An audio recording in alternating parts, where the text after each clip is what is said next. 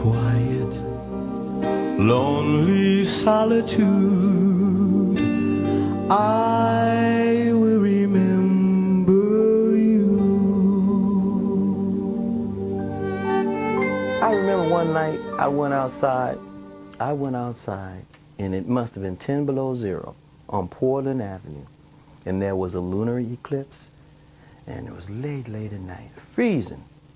And I went outside and I had my binoculars and I looked up at the moon.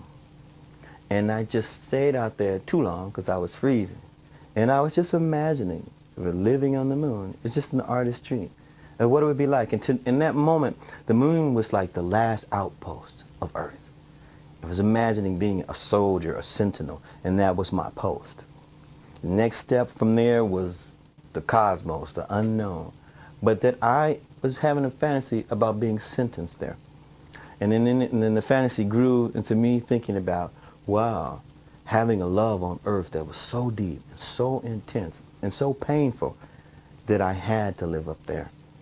And up there was so far away from the dreams of making love to this person, so far away from the smell of roses, that up there I could be safe.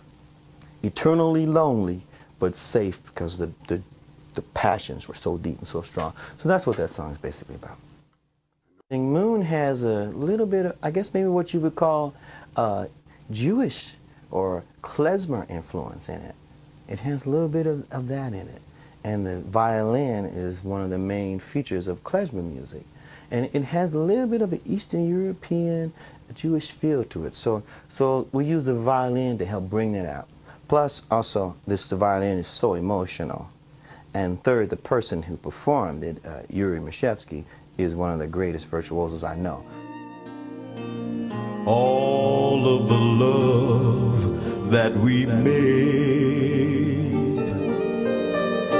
will no longer haunt me here in space.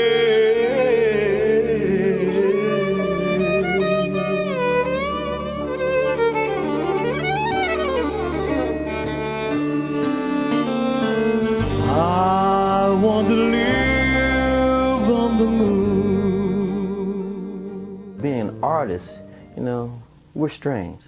We can follow our imagination to odd places. And so I took a little journey one day. It was I went about 140 years back. And I just imagined what it would have been like, you know, falling in love with someone 140 years ago in the antebellum times. And just falling back. And just imagine this love, this man. I remember the day I first saw you standing there, pretty red flowers smelling so sweet in your hair. That even back then, in the days of slavery and Jim Crow, people fell in love.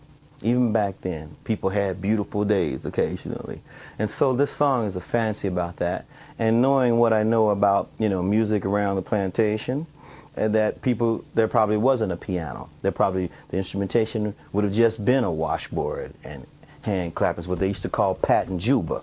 Pat and juba, when the drummer or the fiddler would get tired of playing, the people would just pat juba or play a washboard. So this song is just an opportunity for me to transport myself and to transport my audience back to this wonderful time, this wonderful moment in time when two people, in the midst of all that was going on in history, found love. Jump that broom, come on, jump that broom. I know my day is coming soon. Well, we'll put on a little bit of heaven.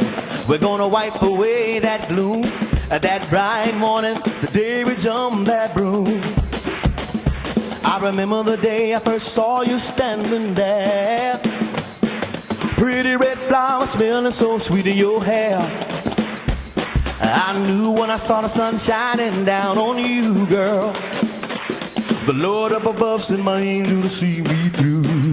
Oh, jump that broom, come on, jump that broom. I know my day is coming soon. Well, we'll put on a little bit of heaven.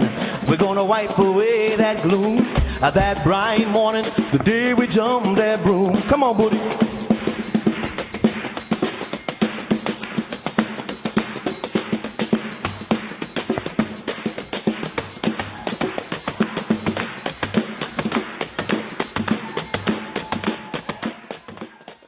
I've always loved music and history equally. I can't separate, I can't choose which one do I love more, okay? So what I've done throughout the course of my career and in my writings in particular, I've tried to fuse those two interests, music and history.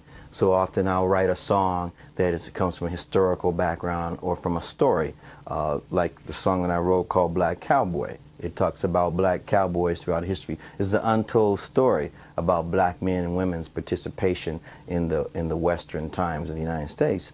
So people like Mary Fields and Deadwood Dick. So I wrote a song to spread this knowledge to generations to come. If you want to know something that I think that makes me different and makes me unique, or even more than that, something that I truly believe with all my heart, if the music comes from out of my cultural birthright, it's mine. I claim it. I claim the right to participate in it and enjoy it and sing it. So for me, it's like I love jazz just as much as I love R&B. I love gospel just as much as I love blues. Now beyond all of that even, as a singer, I just love melody. I love melody, and it doesn't matter whether it's Italian opera or whatever it is. I love melody.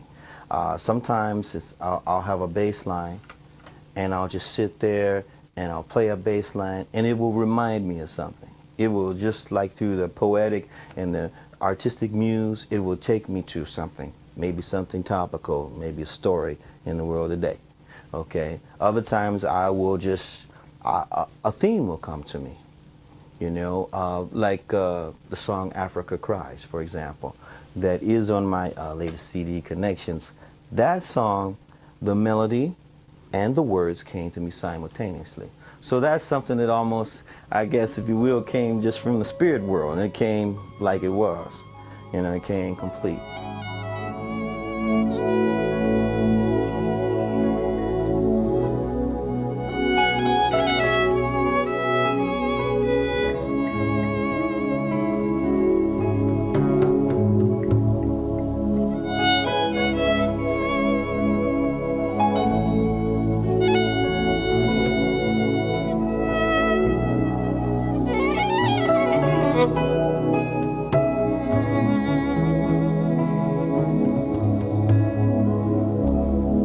How can I rejoice when she's in pain?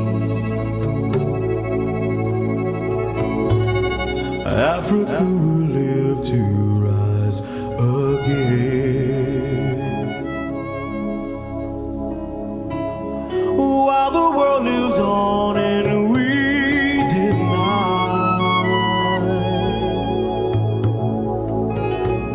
how can we be happy while she cries? On this stage, I know what I want to say. You know, I know how I want to say it. And I have a tremendous desire to want to connect. So for me, I've been blessed to perform because it does give me an opportunity to express myself and get over my being introverted. Nina Simone is a hero, a heroine to me, because she carved a niche for herself in the world's music. Was she a folk musician? Yes, she was.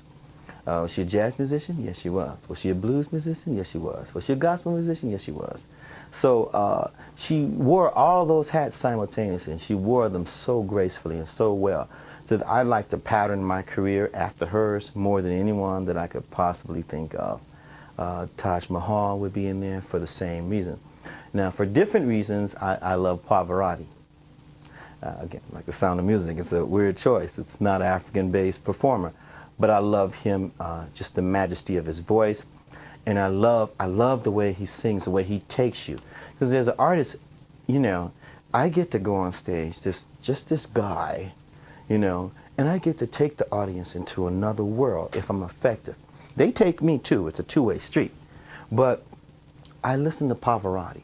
Now, Pavarotti doesn't move, he doesn't dance. He just stands there and he focuses. And he focuses his eyes into some imaginary world while he's singing. And you join him. You go, you don't even know where he is, but you know you want to go with him. So just the power of his performance and his instrument. I can see that being myself, who I am, being proud of who I am and what my roots are, where I come from, I can see that this CD is reaching all kinds of people, all races of people, all ages of people, all sexes of people. So when people want to put me in a box or try to narrowly define me, I'm encouraged by my audience. I'm encouraged by my fans and my friends who they don't fit in a box, you know. So it gives me courage to not be in a box. I want to tell stories. I want to transport people. That's what I want to do. I want them to forget where they are and to go somewhere with me. And the message being is that they can do that themselves. So Bruce, what is your immediate plans for the CD Connections? Well, we're going to get out there and market this thing nationally and internationally. We're going to get out there and perform and tour. I have people who are anxious to book the band. And also present my workshops in the evolution of African American music, which is my baby, which is, again, that informs everything I do, the music that I write, the evolution of African American music. So we'll be involved in those activities.